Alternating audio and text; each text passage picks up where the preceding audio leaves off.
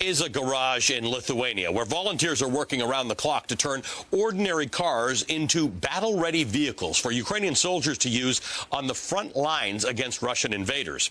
Now, here's how it works. The cars are bought from or donated by civilians looking to aid the Ukrainian people in any way that they can. Volunteers check the engines, retrofit them with armored plating, and give them a new coat of green paint so that they're not going to stand out on the battlefield. The vehicles are then piled up and driven south as fast as they can through Lithuania and Poland to a secure checkpoint on the Ukrainian border.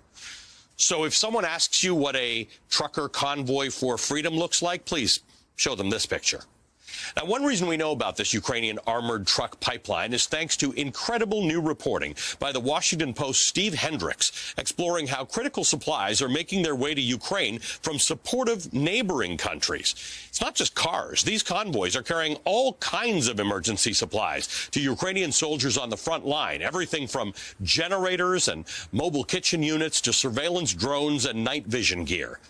The most important equipment making its way over the border, bulletproof vests and helmets to protect Ukrainian fighters from Russian bullets. Now, once the supplies reach Ukraine, the mission quickly shifts from urgent to perilous.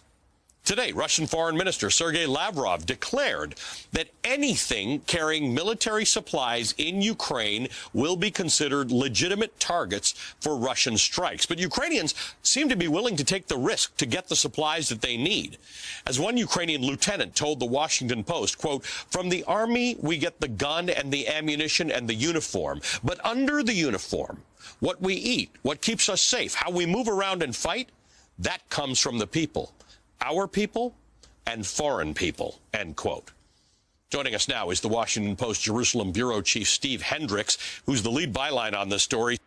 What do they make of the idea that Sergei Lavrov said it today, but Vladimir Putin has said it many times? Anybody basically helping the Ukrainian military is considered a legitimate target. Well, I think they have mixed feelings. One is this is not a secret process. The location of some of the steps along the way, they want to keep as quiet as possible, although they're fully aware that Russia knows what's going on in many cases. But the process itself, these are public campaigns. They need public support. That's why they gave us permission to let us embed with the process from beginning to end and for this particular story.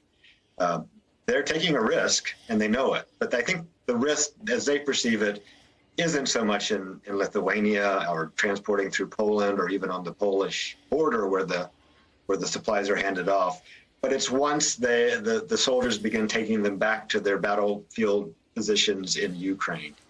And we talked to several people this week for this story who had driven 11, 12, 15, 16 hours from the east of Ukraine to pick up these supplies. We're turning around again to get back.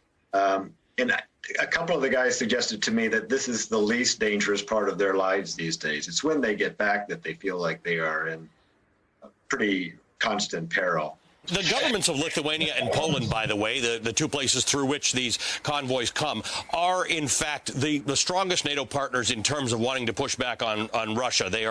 These are governments and people who are actually worried about Russian expansion. But what you're describing here are civilian efforts, not governmental efforts.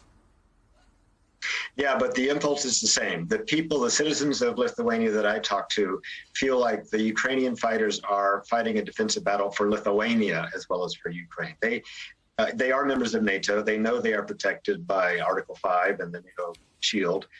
But especially people who lived in the Soviet era can only imagine what Russia and Vladimir Putin have in mind for countries like Lithuania, a tiny Baltic country right on Russia's shadow, if he prevails in Ukraine. So they see this as their fight. And I was very moved and very impressed by the depth of support, the flags that are everywhere, the restaurants that are raising money, giving portions of their support.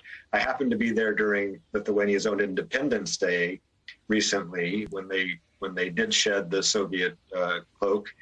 And there were as many Ukrainian flags on display as Lithuanian flags. They really do see this as their fight.